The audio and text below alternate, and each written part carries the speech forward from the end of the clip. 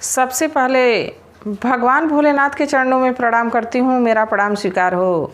आदि शक्ति माँ भवानी गौरा के चरणों में प्रणाम करती हूँ, मेरा प्रणाम स्वीकार हो। सभी देवी देवताओं के चरणों में प्रणाम करती हूँ, मेरा प्रणाम स्वीकार हो। आप सभी गुरु भाई गुरु बहनों के चरणों में प्रणाम करती हूँ, मेरा प्रणाम स्वीकार हो। गुरु भाई गुरु बहनों, अगर आप लोगों को हमारी वीडियो अच्छी लगे तो प्लीज़ लाइक करिए, शेयर करिए। चैनल पे नए हैं तो सब्सक्राइब करिए।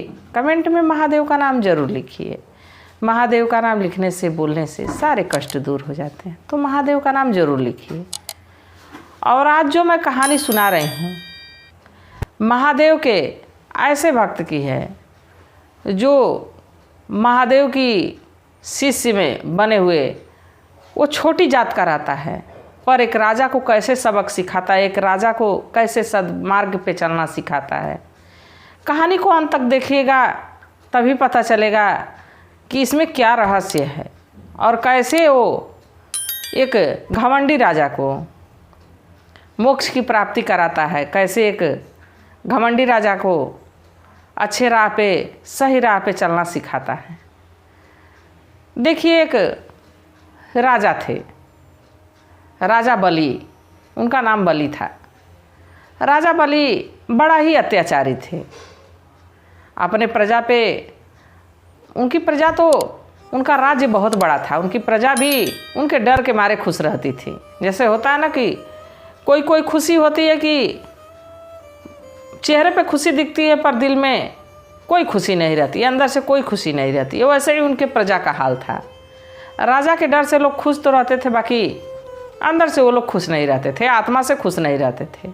बाकी राजा बलि थे, एकदम क्रूरता का सारी सीमा पार कर चुके थे।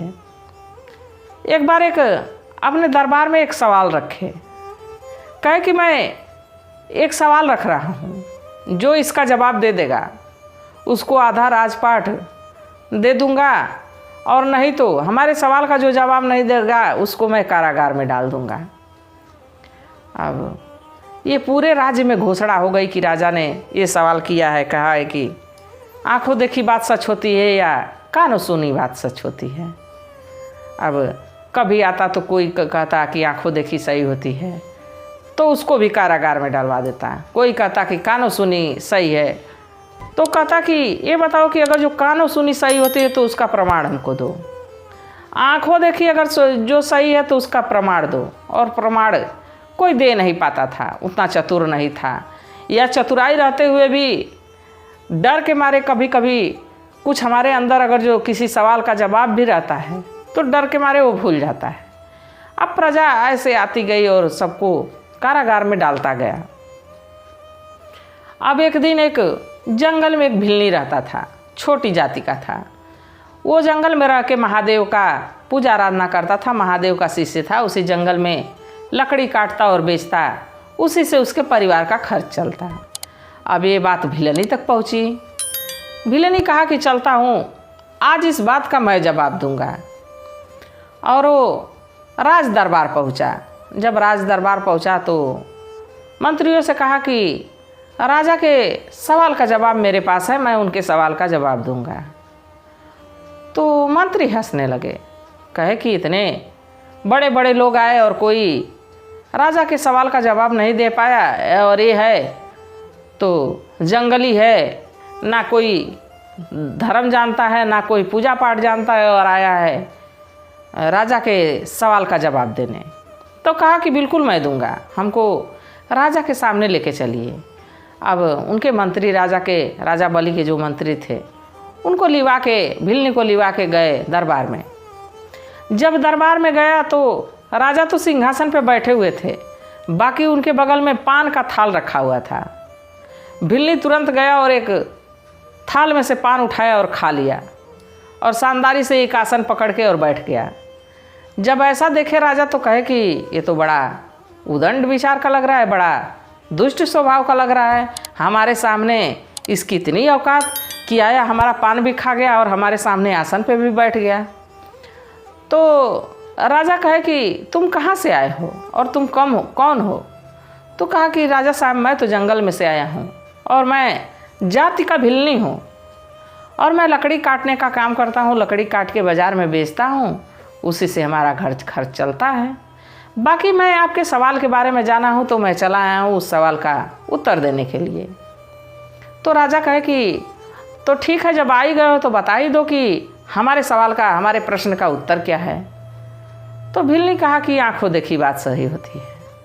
तो राजा कहे कि अगर जो आंखों देखी सही होती है तो उसका प्रमाण तुम दो। अब उस समय कोई प्रमाण नहीं रख पाया। अब उसको राजा क्या किए कि कारागार में डलवा दिए। भिल्ली को भी कारागार में राजा बलि डलवा दिए। अब भिल्ली कारागार में चला गया। गुरु भाई गुरु बहनों, महादेव का शिष्य रहते हुए भी उसको देखिए कैसा दुख आ गया, कैसा संकट आ गया कि कारागार में उसको डाल दिया गया। अब कारागार में वो खाना पीना सब त्याग दिया। जब भी सैनिक उसको भोजन ले जाते तो खाता नहीं, पानी ले जाते तो पीता नहीं। यही कहता कि मैं किसी के दान धर्म के हिसाब से मैं नहीं चलूँगा, बिना मेहनत किए मैं भोजन नहीं करूँगा, मैं किसी और का हक का कमाया हुआ मैं नहीं खाऊंगा जब तक मैं मेरे हाथों से मैं खुद ना मेहनत करूं। अब ये बात जा के जो मंत्री बताते राजा को। एक दिन बीता, 2 दिन बीता, 3 दिन बीता, ऐसे हफ्तों दिन बीत गया। भिल्ली खा नहीं रहा था। राजा सोचे कि ये तो मर जाएगा कारागार में, तो एक इल्ज़ाम लग जाएगा कि राजा कारागार में किसी को डाले और वो बिना खिलाए पिलाए उसको मार डाले। तो राजा बलि अपने सैनिकों से कहे कि ऐसा है कि इसको जंगल लेके जाओ, जंगल लेके जाओ, ये लकड़ी काट लेगा, बाज़ार में बेच लेगा, जो पैसा मिलेगा उससे अपना कुछ खा पी लेगा, फिर इसको वापस ले आके और डाल देना तुम लोग कारागार में। सैनिक कहे कि ठीक है। अब 4 सैनिक भिल्ली को कारागार से निकाले और जंगल लेवा के चले गए। तो जंगल जाते समय रास्ते में एक तालाब पड़ा। तो भिल्ली जब उस तालाब के पास पहुंचा तो कहा कि ऐसा है भाई कि पहले मैं इस तालाब में स्नान करूंगा, इसके बाद मैं भगवान का पूजा करूंगा, इसके बाद मैं जंगल जाऊंगा, क्योंकि जब मैं जंगल जाऊंगा लकड़ी काटूंगा, लकड़ी काट के बाज़ार में बेचूंगा और तब तक पूजा करने का वक्त ख़त्म हो जाएगा, तो इसलिए पहले मैं भगवान की पूजा आराधना करूंगा।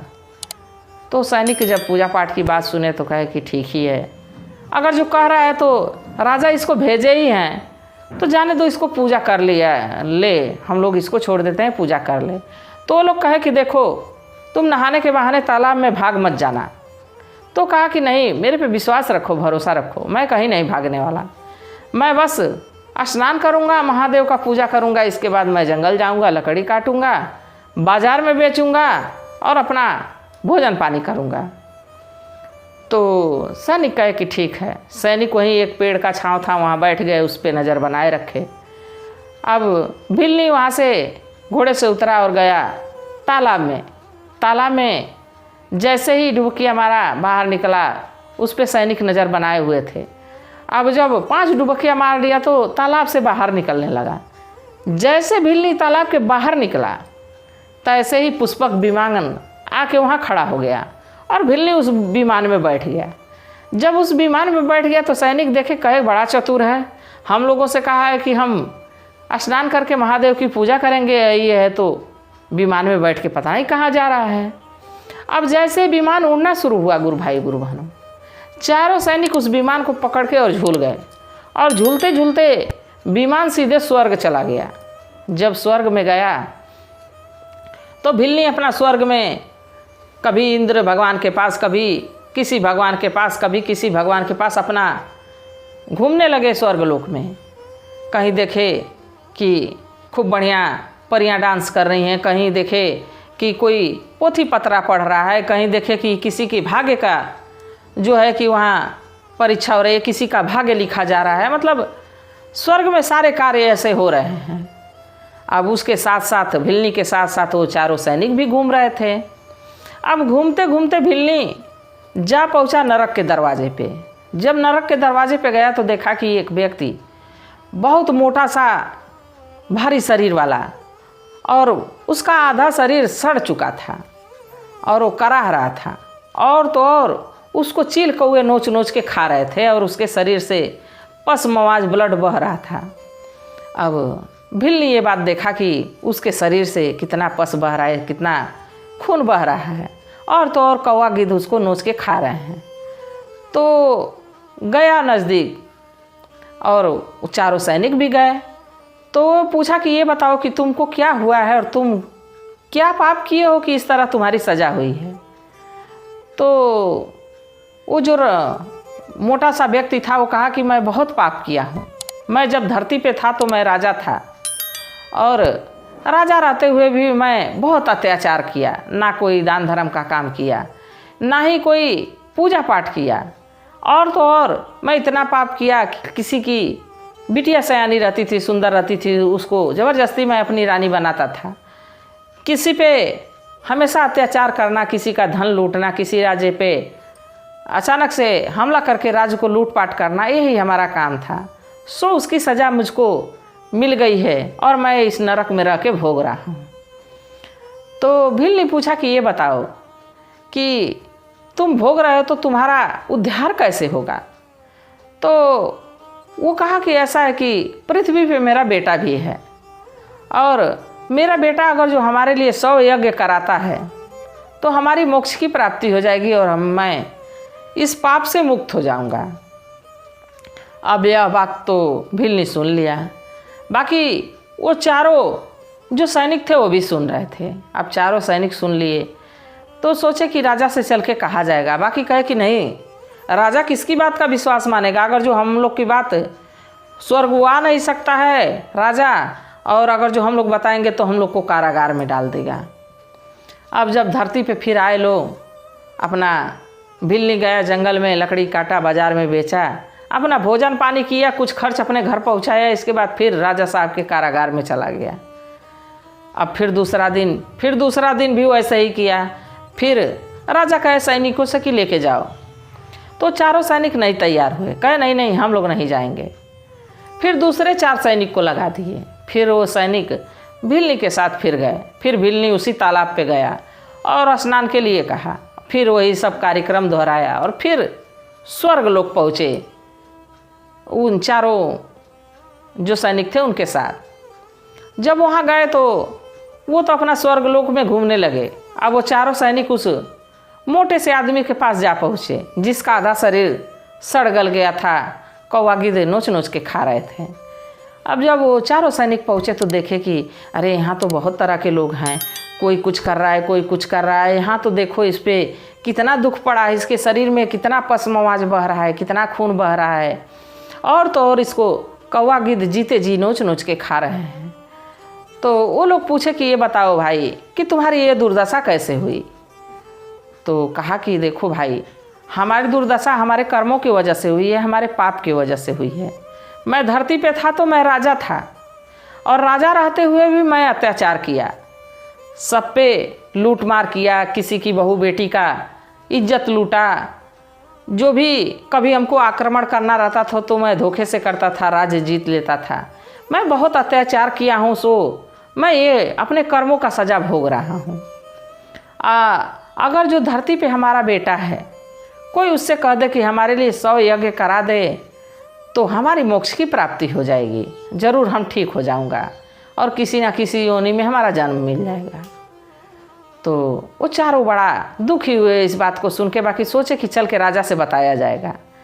फिर जब वहाँ से वो लोग स्वर्ग से लौटने लगे तो फिर रास्ते में सोचे कि नहीं नहीं, राजा तो बड़ा दुराचारी है, राजा से अगर जो हम लोग बताया जाएगा तो कहेगा कि इसका प्रमाण दो, और प्रमाण हम लोग के पास रहेगा नहीं क्योंकि वो स्वर्ग आ नहीं सकता है, और ऐसे तो हम लोग को कारागार में डाल देगा।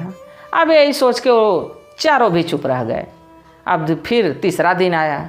फिर तीसरा दिन वो चारों मना कर दिए, हम नहीं जाएंगे। वो तो जानते ही थे कि हम लोग को फिर स्वर्ग लोक जाना है, किसी ना किसी दिन राजा जान जाएगा तो कैद में डाल देगा। अब दूसरे सैनिक को भेजे। ये ऐसे ही अब प्रतिदिन होने लगा। अब धीरे धीरे राजा की जितनी सेना थी 4-4 करके सारी सेना हो आई। अब कोई जाने के लिए तैयार नहीं था। ऐसा समय आ गया कि कोई नहीं जाने के लिए तैयार था। राजा कहा कि लग रहा है कि ये भिल्ली जाता है तो भागता है इधर उधर, पकड़ते हैं सब थक जाते हैं, इसीलिए जाने से सारे मना कर रहे हैं, अब मैं ही चलता हूँ। राजा उस दिन विचार बनाए कि अब मैं ही चलता हूँ, और राजा कहे कि आज हम तुम्हारे साथ चलेंगे। भिल्ली कहा कि चलिए। फिर भिल्ली गया, जब उस तालाब के पास पहुंचा तो कहा कि राजा आप रुकिए राजा साहब, मैं स्नान कर लूँ, भगवान का पूजा पाठ कर लूँ, इसके बाद मैं जंगल जाऊँगा, लकड़ी तोड़ूँगा और बाज़ार में बेचूँगा। राजा कहे कि लग रहा है कि इसीलिए सैनिक मना कर रहे थे, इधर उधर घूमने लगता है। तो राजा कहे कि ठीक है, जब भगवान की बात आ गई तो चलो तुम भगवान की पूजा कर लो। जब भिल्ली गया और 5 डुबकियाँ लगाया और जैसे उस तालाब से बाहर निकला, देखा कि पुष्पक विमान आ गया है। जब पुष्पक विमान में बैठ गया तो राजा देखे कि ये तो भाग रहा है। अब राजा भी दौड़ के और उस विमान का एक छोर पकड़ लिए और उसमें लटक गए। लटकते हुए वो भी स्वर्ग पहुंच गए। जब स्वर्ग पहुँचे तो देखे कि वहाँ ब्रह्मा जी अपना कार्य कर रहे हैं, विष्णु भगवान अपना कार्य कर रहे हैं, इंद्र भगवान अपना कार्य कर रहे हैं, सभी देवी देवता जितने शनि देव हैं, बृहस्पति देव हैं, सब लोग अपने अपने कार्य में व्यस्त हैं। अब घूमते घूमते राजा बलि जा पहुँचे उस मोटे व्यक्ति के पास। जब मोटे व्यक्ति के पास गए तो देखे कि उसके शरीर से पीप मवाज बह रहा है, बिल्कुल उसकी दुर्दशा हुई है, और तो और कौवा गिद्ध नोच नोच के खा रहे हैं। तो राजा बलि कहे कि ये बताओ भाई कि तुम्हारी इतनी दुर्दशा कैसे हो गई, तुम क्या पाप किए हो, कितनी तुमको कष्ट है। तो कहा कि देखो भाई, ये सब हमारे कर्मों का फल है, सब मैं अपने कर्मों की वजह से ये भोग रहा हूँ। आज जो भी हमारी दुर्दशा है, सब मेरा किया हुआ कर्म है जो हमारे आगे आया है। तो राजा बलि पूछे कि ऐसा क्या किए हो। तो कहा कि देखो, मैं भी एक राजा था और राजा रहते हुए मैं लोगों पे बड़ा अत्याचार किया। किसी की बहू बेटी को हमेशा जलील करना, उसकी इज्जत लूटना, किसी सुंदर लड़की को देखता था तो उसको अपनी रानी बना लेता था उसके इच्छा के विरुद्ध। कहीं भी अगर जो आक्रमण करना रहता तो धोखे से आक्रमण करके और मैं राज्य जीत लेता था, वहाँ की औरतों को जीत लाता था, वहाँ की धन संपदा को जीत लाता था। ऐसे ही मैं इतना पाप किया, इतना दुराचार किया कि आज हमारी ये दुर्दशा है। तो राजा बलि कहे कि ये बताओ कि तुम्हारी मोक्ष की प्राप्ति कैसे होगी। तो मोटा सा जो व्यक्ति था वो कहा कि देखो भाई, अब तो हमारी इतनी दुर्दशा हो ही गई है, बाकी पृथ्वी पे हमारा बेटा है और हमारे बेटे का नाम बलि है। अगर जो बलि हमारे लिए 100 यज्ञ कराएगा तो हमारी मोक्ष की प्राप्ति हो जाएगी। तो वो कहा कि पिताजी, मैं ही बलि हूँ और आप हमारे पिता हैं, तो ज़रूर मैं यज्ञ कराऊंगा। हमारे पास आपका बनाया हुआ बहुत सा धन है, बहुत कुछ है। अब मैं आपके मोक्ष के लिए सारा भले ख़त्म हो जाए, मैं यज्ञ कराऊंगा। तो आप ना इस जन्म में, ना यहाँ पे हमको आप पहचान पा रहे हैं, ना आपको मैं पहचान पा रहा हूँ। तो वो मोटा सा आदमी जो था कहा कि ठीक है बेटा, अगर जो ऐसा कर दोगे तो ज़रूर हमारी मोक्ष की प्राप्ति हो जाएगी। अब फिर वहाँ से भिल्ली के साथ राजा लौटे पृथ्वी पे। आज जब पृथ्वी पे लौटे तो उनका व्यवहार बिल्कुल बदल गया। जितने कारावास में लोग थे सबको छोड़ दिए और उस भिल्ली को भी छोड़ दिए और वहाँ यज्ञ का व्यवस्था करवाए। यज्ञ शुरू हो गई। धीरे धीरे यज्ञ 10 यज्ञ हुई, 20 यज्ञ हुई। अब धीरे धीरे यज्ञ होने लगी, रोज़ यज्ञ होती थी। होते होते यज्ञ अब 90 यज्ञ हो गई, 10 यज्ञ बाकी रह गया। अब सभी देवताओं का सिंहासन डोलने लगा, भगवान का कैलाश पर्वत हिलने लगा, विष्णु भगवान का क्षीर सागर हिलने लगा, ब्रह्मलोक हिलने लगा, इंद्र की गद्दी हिलने लगी, क्योंकि बलि इतना यज्ञ करवाए कि सबका आसन डोलने लगा, सब सिंहासन हिलने लगा।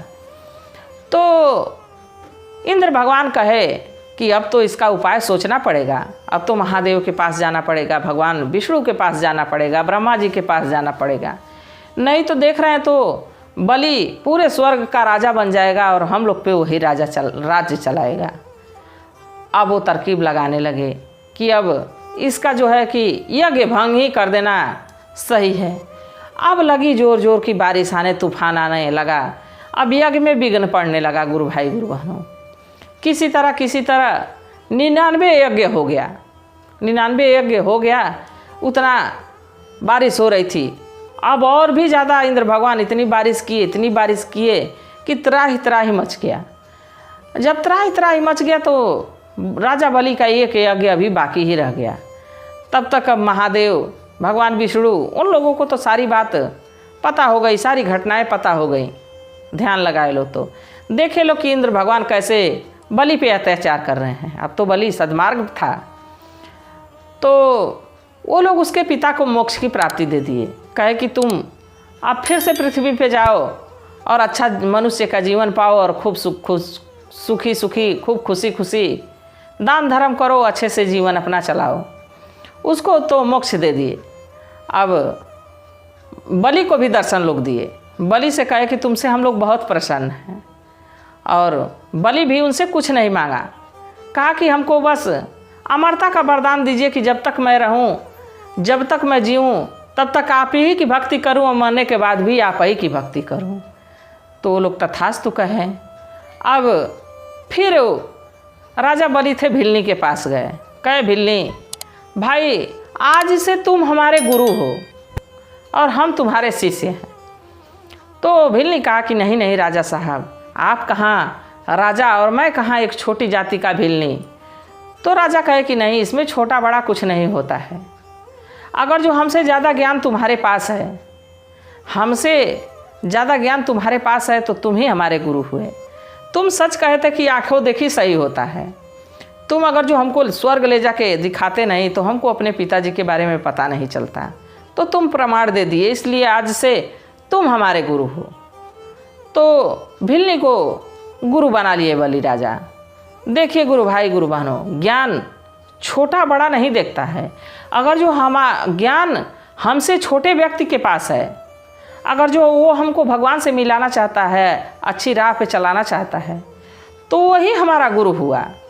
इसमें अभिमान नहीं करना चाहिए कि मैं नहीं लाना चाहिए कि मैं बड़ा हूँ और वो छोटा है। और अगर जो हम उच्च जाति के हैं और कोई हमारी छोटी जाति का भाई है, कोई हमारी छोटी जाति की बहन है और हमसे ज़्यादा ज्ञानी है, हमको कुछ बढ़िया ज्ञान बातें देती है ज्ञान के पे चलने के लिए, अच्छे राह पे चलने के लिए, तो वो हमारी गुरु हो गई।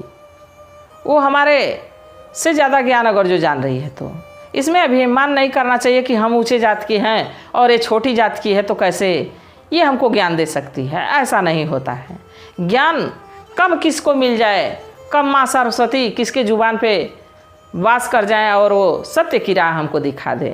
तो ज्ञान छोटा बड़ा नहीं देखता, ज्ञान जाति पाति नहीं देखता। और उस भिल्ली पे तो महादेव की कृपा थी। महादेव की पूजा वो जंगल में रहते हुए करता था।